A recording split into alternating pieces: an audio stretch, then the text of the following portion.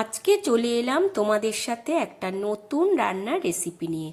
আজকে রান্না করব লাউয়ের স্যুপ। তার জন্য ডুমো করে লাউ কেটে রেডি করে নিয়েছি। ফ্রাই প্যানে সামান্য একটু সাদা তেল গরম করে কয়েকটা গোলমরিচ, দুটো তেজপাতা দিয়ে হালকা ভেজে নিয়ে কেটে রাখা লাউগুলো দিয়ে দিলাম। একটা টমেটো কুচি করে দিয়ে দিয়েছি। অল্প একটু লবণ দিয়ে খুব ভালো করে নেড়ে চেড়ে নিয়ে তারপর পরিমাণ মতো জল দিয়ে দিতে হবে। জল দিয়ে 15 মিনিটের মতো ঢাকা দিয়ে রাখবো। একদম গ্যাসের ফ্লেম কমিয়ে ঢাকা দিয়ে রেখেছিলাম 15 মিনিট। তারপর দেখো ঢাকা খুলে নিলাম। লাউটা একদম সেদ্ধ হয়ে গেছে। এবার ওপর থেকে দিয়ে দিলাম অল্প একটু গোলমরিচের গুঁড়ো, অল্প একটু বিট লবণ, আর দিয়ে দিচ্ছি ধনেপাতা কুচি।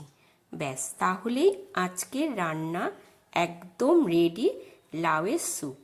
কেমন লাগলো আজকের এই সহজ রান্নাটা তোমাদের অবশ্যই কিন্তু জানাবে। আবারও তোমাদের সাথে দেখা হবে অন্য একটা রান্নার ভিডিওতে। ততক্ষণের জন্য তোমরা ভালো থেকো, সুস্থ থেকো।